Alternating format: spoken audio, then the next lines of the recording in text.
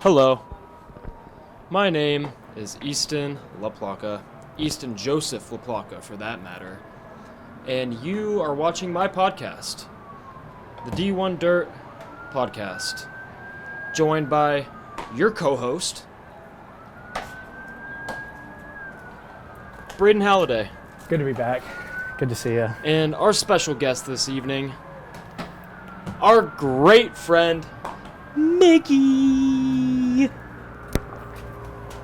Hey, Miggy. What's up, guys? Thanks for having me. Of course.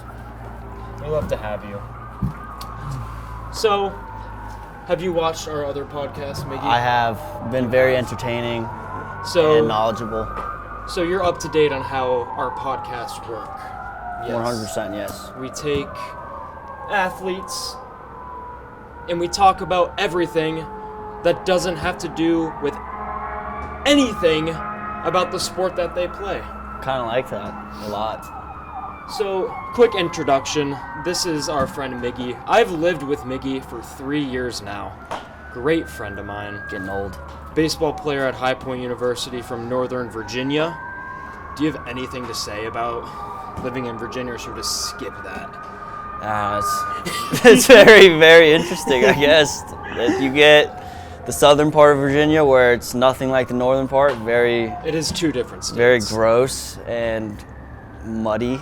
I don't know. Gross and muddy. Yeah, You don't seem like someone from Virginia. Oh no! What do I seem like? I don't want to answer that. You seem like you're from a different country. Why? Well, your family's Korean? from some different. No, not Korean. Arizona. Arizona? I'm from Arizona. You like the Cardinals, yeah. Yeah, I actually was born in Arizona. It's great state. Even worse than Virginia, but Diamondbacks. How about them D-backs?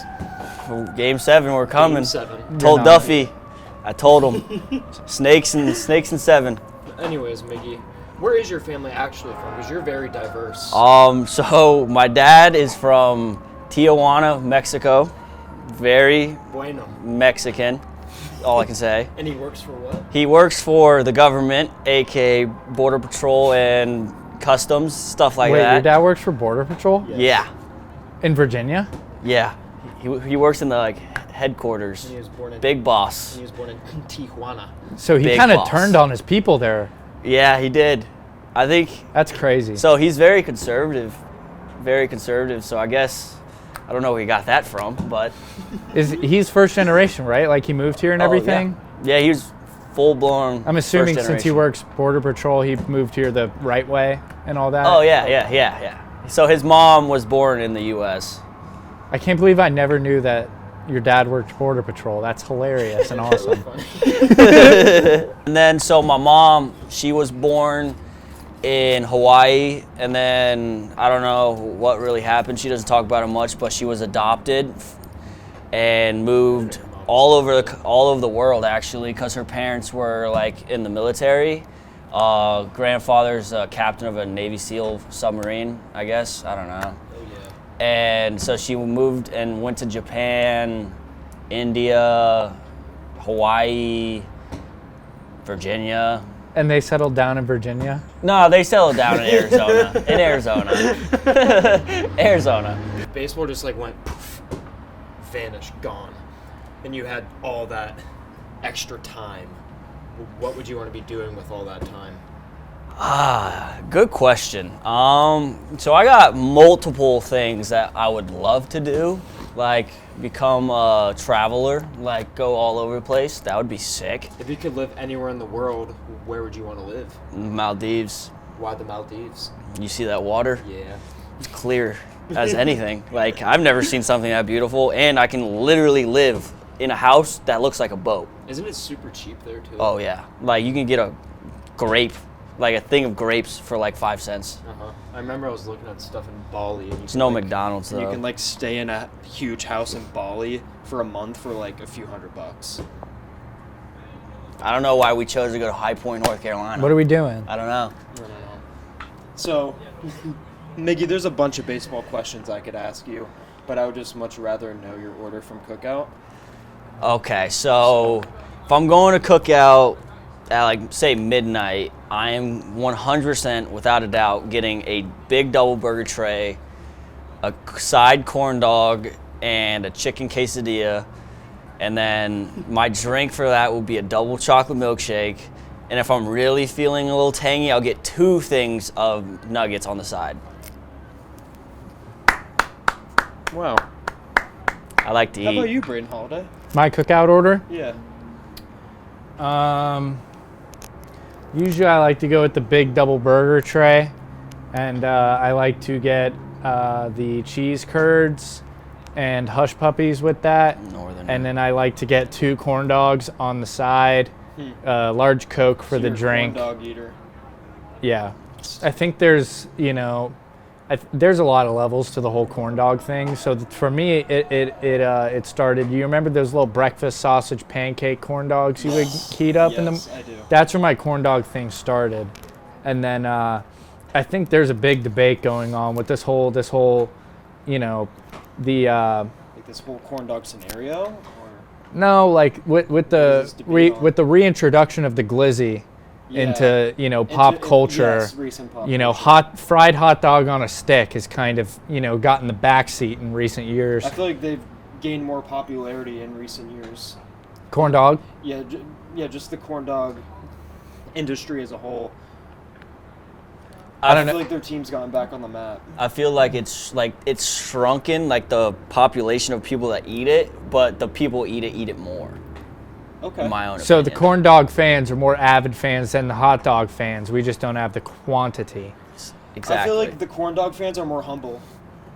Yeah, we're Yeah. not sticking our corn dogs in people's faces No. and making a big deal And about we're not it. throwing corn dogs on people's cars and stuff and making video with our corn dogs to show them off. Yeah, nah, Like it's a waste of we're food. humble about it. Did someone throw a hot dog at your car? No, but I'm saying like in recent pop culture, people have found hot dogs to be funny.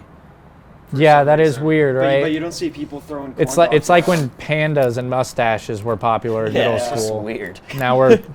Now we're so much mature. We like hot So dogs. much more mature. Wow. You're moving on. Miggy, what are you gonna be for Halloween? Honestly, me and my buddy Chuck, that was recently on this D1 podcast, Uh-oh. we agreed to do a little couples costume, but we're not couples. That's not a thing. And we are doing feathers and Mexicans. Do you want me to elaborate on that? Kinda. Well, I feel like we should retake, and you should say you're being like a Teenage Mutant Ninja Turtle No, or something. That's funny. Well, so Charlie, Chuck, has a little percentage of him inside that is part Native American, at least he says. He made it up. So I actually am part he of it. said that he wanted to dress as a Native American, like warrior, aka, and he calls them feathers. And I'm Mexican, so it's pretty easy for me to dress up as a Mexican, because I know the culture and exactly what people are looking for, like Great a answer. teardrop, saggy jean shorts, long socks, wife beater, flannel with one button. So speaking of couples and couples costumes, God, how's Frances? she's good. How'd you and Frances meet? I'm not talking about that. I remember wondering if that was gonna come up. I'll talk about the first time we met, Okay. not the second time. Okay. First time we I know met. you can meet someone twice. Well, like second time meeting, where like really getting to know each Okay. other. You ever seen 50 First Dates? Yeah. Have you? No. Good movie. You should probably watch You can What's meet 50 people First a lot of times. it. Yeah. Okay.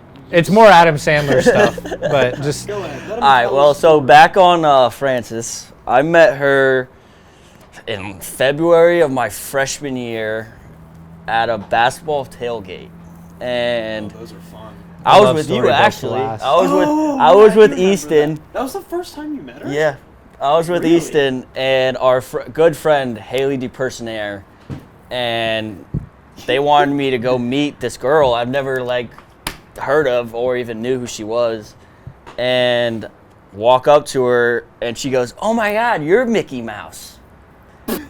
But imagine somebody calling you Mickey Mouse. How would you feel? Because Mickey Mouse got those thingies on So his why top did of his she- head. I mean, Mickey I'm only Mouse. 15% Mexican. I'm trying to understand. Yeah, that just doesn't make sense. No, but it's true. You're Canadian. What she has told me is that she called me Mickey Mouse because she thought my name was Mickey and not Miggy with a G. Okay. But See, that makes more sense. it Wait, makes did you sense, not- but at the same Never time, mind. But still don't call someone that. yeah, exactly. Don't call me Mickey Mouse. Like, Yeah. I'm a grown man. Yeah, you like, are, I'm Mickey. not like 5 years old hanging out in costumes. You tell him. Yeah. How'd you meet Emma? Yeah, how did you meet Emma? I was. Well, you guys go way back. Yeah. You and Emma Yeah. are the way back boys. I was because 4 you go years way old, back. and her dad was my t-ball coach. No, I mean I was pretty young. Like, me and her older brother played football together. So you've known her for a very Yeah, long time. and that was when I was like 7, 8 years old, and she was like a cheerleader for the team. You know, so like we would always be around like the team barbecues and stuff. So I've known her since I was like very little. Gotcha. You ever get caught stargazing during a game? I was 8. Stargazing. So? So at first, I remember when I was 8. she was like very much like a tomboy growing up. Like she would like when we played backyard football and stuff like that, like she would play. Oh, That's you, pretty cool. You would wreck her. Truck her and everything. Tackle football. I was just playing football, and then I started to get a little bit older, and I started to more think wiser. that Emma Grace was very pretty. And I told my mom that I was going to date Emma Grace. I think I was You like still are dating Emma Grace. 10 or 11 years old then. And yeah, now I'm dating her. Again. Speaking of stargazing and girlfriends, if a penguin walked through that door right now, That one? wearing a sombrero, what would he say, and why do you think he's here? So I think he would introduce himself with a classic line, "Que pasa, amigo?" Do you know what his name would be? The penguin wearing the sombrero? The sombrero penguin. Yeah. I'd probably have to say Jose or like Enrique. Panguito. Panquito? That's actually a good one. Maybe it would be Panquito. That would be sweet. Is he like a big one or like a little short one, like chubby? That affects everything. I would say probably like Tank Evans from Surf's Up. Oh. Uh, His who? Can you imagine if it was a little short one with a little mustache and Like a hat Cody? on? Yeah.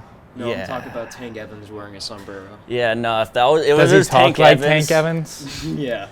and his name would be Panguito. What was Or the name El of all his Jefe. trophies? This is Sarah. This is my girl Jessica. Amy, This one's Amy. and I'm saving this spot. For who? Jennifer. Jennifer. Number 1, the tank. Speaking of Surf's Up and Tank Evans, I'm being Chicken Joe for Halloween. Which is bullshit. No, you didn't claim that idea. I did first. It's been my profile picture for God knows how I have- long. Maybe you guys both should just twin. Well, You could be Big Z or Tank Evans or Cody Maverick. He's Or the calling you lifeguard Big girl. Z. You could be Big Z. well, our team you randomly get a player from the team, and you get to choose what they wear on Halloween. Hey, That's sneak kinda peek funny. here. Whoever I get, wearing a cheerleading outfit. I think whoever I get is just gonna wear shoes and underpants. And be, Captain Underpants. Yeah, and a and cape. Can you tell them about your the punishments for your fantasy football thing? What, just specifically Patrick? Yes, just specifically Pat. Matt. So right now, Patrick Matthews is currently 0-7. Unheard of in fantasy football. Like, how hasn't can you won a not game. win a game? He he's hasn't. already left. He hasn't won one. yeah. Like, it's to the that's really- point that's where even we better. want him to go winless. Yeah, like people are trading players to other players just for a week to beat Pat, so he doesn't win. Yeah. Can you put a picture of Pat Matt on the screen? I for sure could. Here.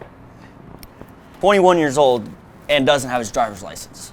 So he is terrified of driving, doesn't want to get his license ever. So our fantasy football punishment, if he were to lose, would be we're forcing him to get his driver's license And and, it's- get a car.